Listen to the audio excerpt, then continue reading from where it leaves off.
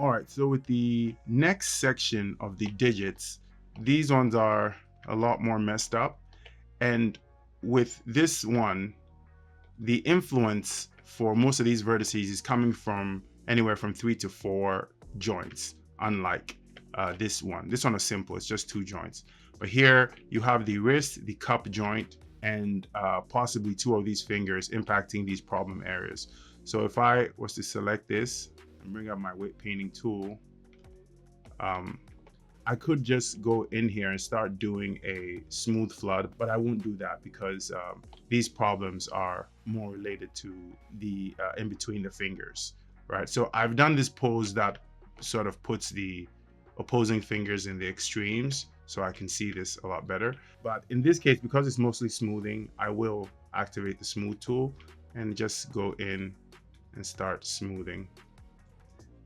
And that should fix the problem for the most part. Now, when you smooth like this and you realize that it's not budging, all you really have to do is just switch to the next joint influencing, which in this case would be the ring, actually, the index, and then just smooth that too. Sometimes you just need to go back and forth between everybody who's influencing. And if I was on the other side here, the cup joint is also contributing, so I do want to smooth that too.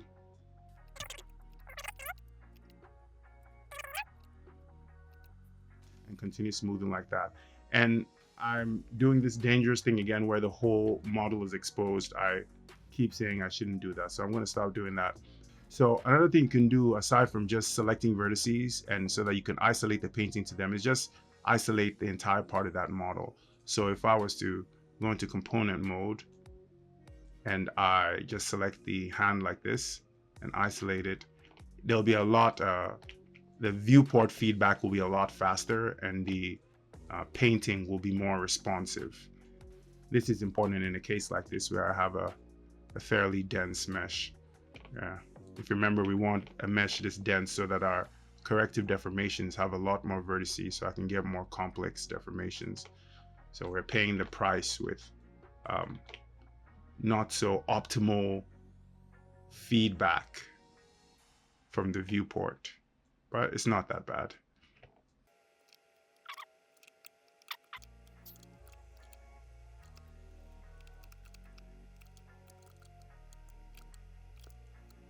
All right, now with this cup joint, I have to be very careful about how it's supposed to behave.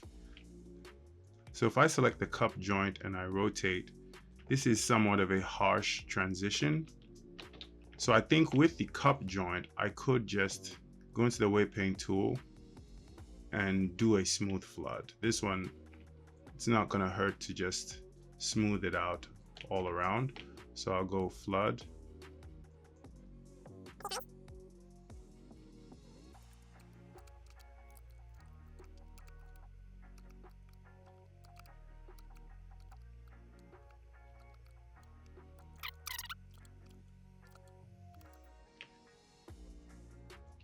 Yeah, it's not bad. If I use the cup, yeah, it's not bad. Still a little tight, could be looser. So I'll just do a little bit more smoothing and make sure that it tapers as it goes up so that a majority of the cupping happens at the lower half of the palm. So in this pose, I'll do some more smoothing.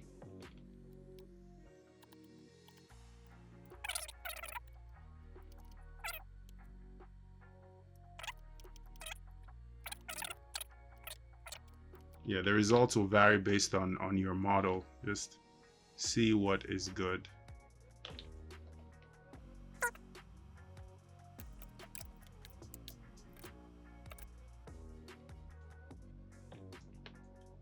Yeah, I like that cupping effect.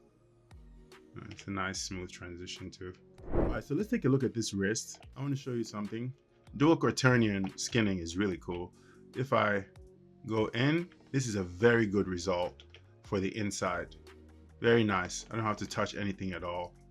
It did a very good job. Now in the opposing direction, you might be tempted to go in there and do some fixing, but you do want to take into consideration that this pose is a broken pose. If you ever did this in your animation, it means you're simulating a broken hand. Range of motion is about there. And for about that range of motion, think, yeah, that's about as far as you can extend your wrist. You have to take those things into consideration when you're weight painting. What is the range of motion? You don't want to go trying to weight paint to accommodate a pose that is not real, or a pose that cannot be achieved realistically in animation. Right, so this I'm going to leave as is. I might do just a little bit of cleanup here. I don't think it's necessary, but maybe when I go in the opposite direction, it could use just a slight bit of smoothing just to fix something like that. Actually, yeah, this could use a little bit of fixing, or just really smoothing.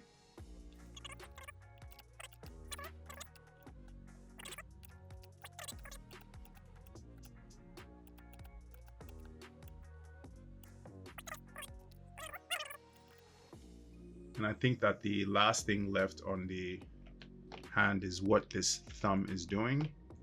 So yeah, this could definitely use some work. That's incorrectly caved in.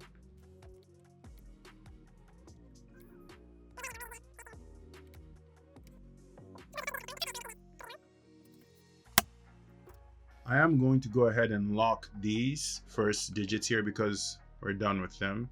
So these first digits of the finger, and really now the base of the thumb is competing with the wrist for influence in that region. And rather than take away from this, I would rather have the person who I want to have influence there take influence. So I would go to the wrist in this case and do the adding here. First, let me try a little bit of.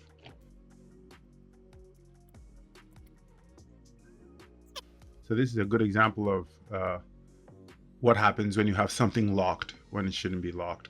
All the painting I did was having no effect because where it was supposed to be taking the weight from, which is the thumb, has been locked, right? And this one has some of it too, so I will unlock it. This digit of the thumb, I should probably just have this one locked. So I'm going to go back to the wrist and focus on giving it the influence it needs. And now it's actually having impact.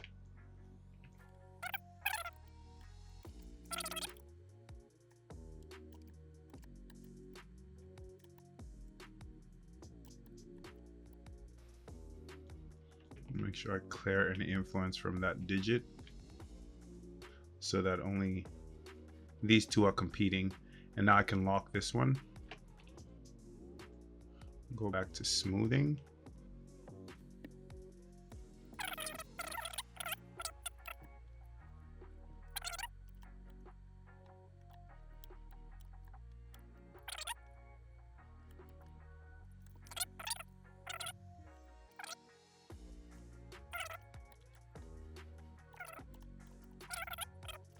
Give away some of the influence if it has to. Yeah, and I think this is a good result. Yeah, this is good behavior, at least just from skinning. What you get when you go like this is typical skinning behavior. It doesn't feel too good.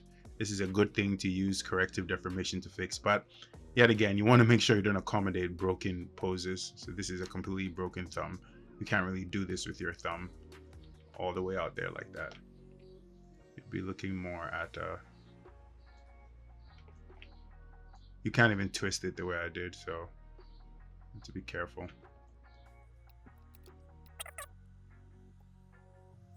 Going to try to get some smoothing on that index. I think it could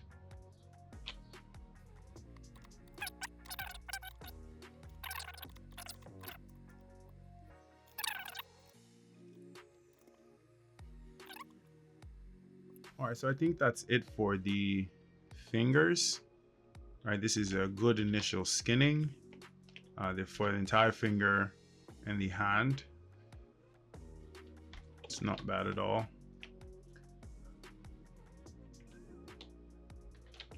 One of the corrective deformations I'm looking forward to doing is tendons and the knuckle. Using what I'm planning for is sculpt deformers, like that test video I showed from Chris Jones. We'll take a look at it again, but yeah, this is a good skinning for the fingers so far.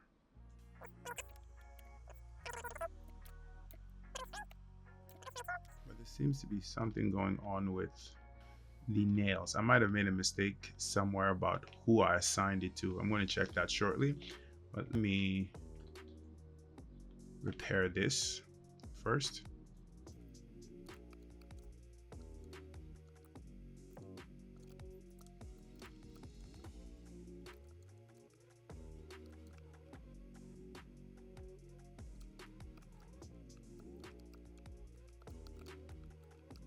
All right, so a mistake I made here was thinking I could allow these end joints that really aren't doing anything to have influence.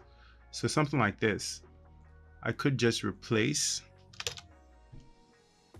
it with 0, and so that it pushes influence to the joint right on top of it, right? And the other thing that I did wrong with these is what joint they're actually skinned to. It was wrong to skin them to this one. I have to remember how I have significantly fewer digits. I think, yeah, one less, but it's supposed to be skinned to the one right above it.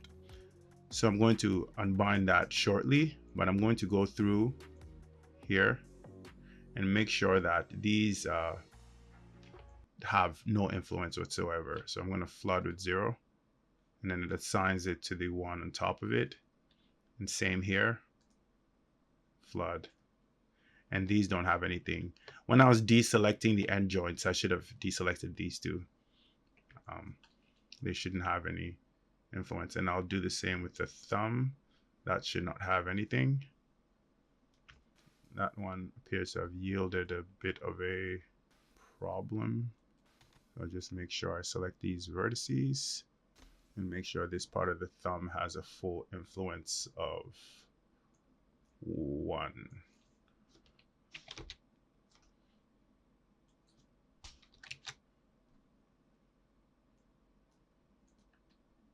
Yeah. All right, so I'm going to go back to build pose, select these nails, and go skin, unbind skin, and bring back my joints. And they all should have been skinned. It looks like I skinned them to this. I was wrong. All of these nails should be skinned to these joints here. So one higher. So let me go grab the other side too. One higher.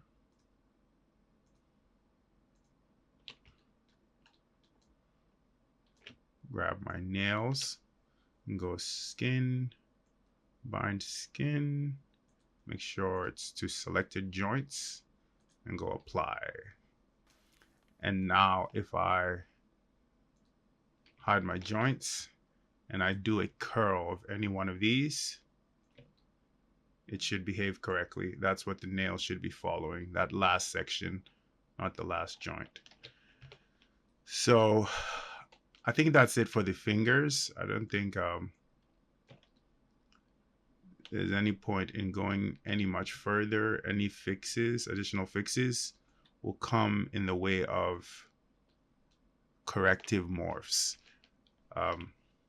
You could keep painting, but you can never expect to get perfect deformation at this stage. So if there's anything wrong with these things, I'll count on corrective deformation to fix it.